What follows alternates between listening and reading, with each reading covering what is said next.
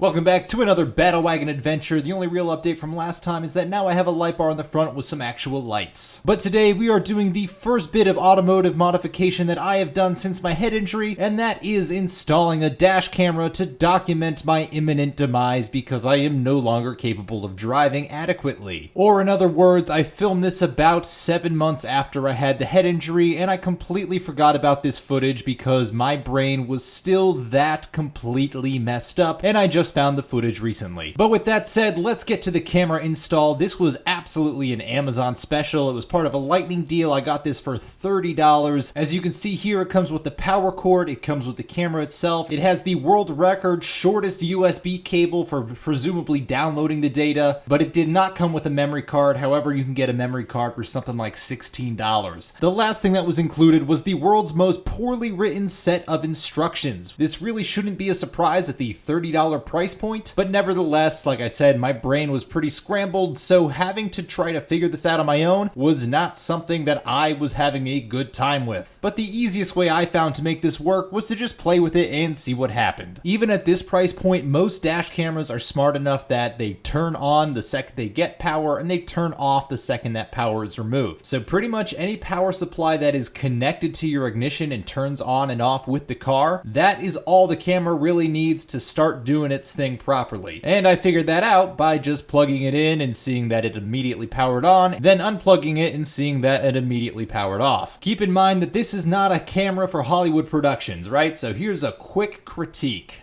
Ooh, yeah, it shows the whole world. Video's not super stable or crisp or good color. I don't know how well that shows, but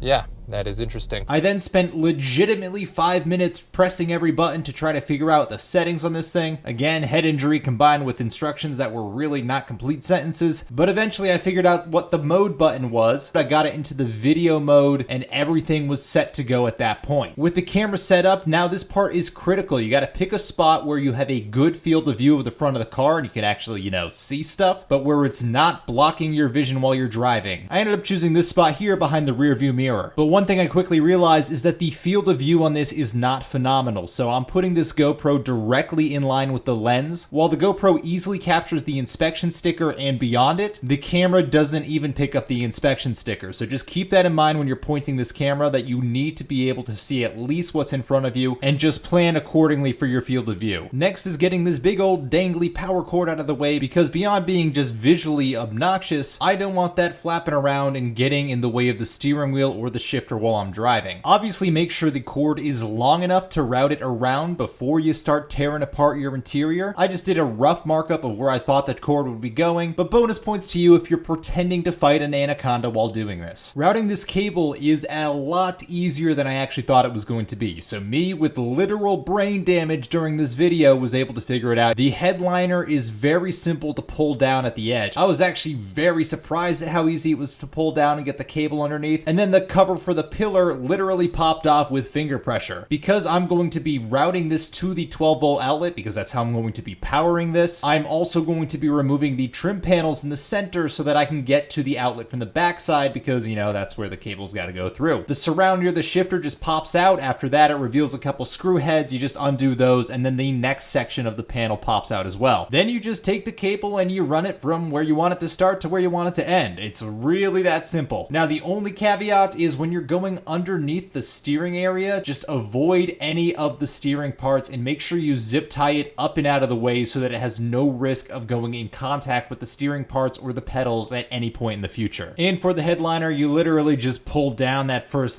inch or so with your fingernails, and then you can stuff it up behind there. If you want to get it farther in there, you could use a screwdriver, but really it's not necessary. But once you're happy with how everything sits, just put your panels back into place. Obviously screw your center console, make sure your HVAC controls are plugged back in, and then obviously put the pillar cover back on as well, and you might have to move the wire a little bit so that you're not blocking the clips. That's really the only sort of difficult part of this. This is the easiest install you could ever do though, so if you can't figure that out, then maybe this isn't the right job for you. And I waited to the end to zip tie my things away from the steering column because I only wanted to use one zip tie to keep those things off the steering components and to take the slack out at once. Basically, the rest of my zip ties were inside and I was too lazy to go get them. There you have it, another Battle Wagon adventure. adventure is complete. I hope you enjoyed watching, and when I inevitably crash the car, at least we'll have an excellent 1080p record of it for everyone to replay on the internet indefinitely. As I slowly start driving more, I'm hoping to actually go on the adventures that I had initially planned for this car. Thank you for watching. That's all I got for today. I'm out.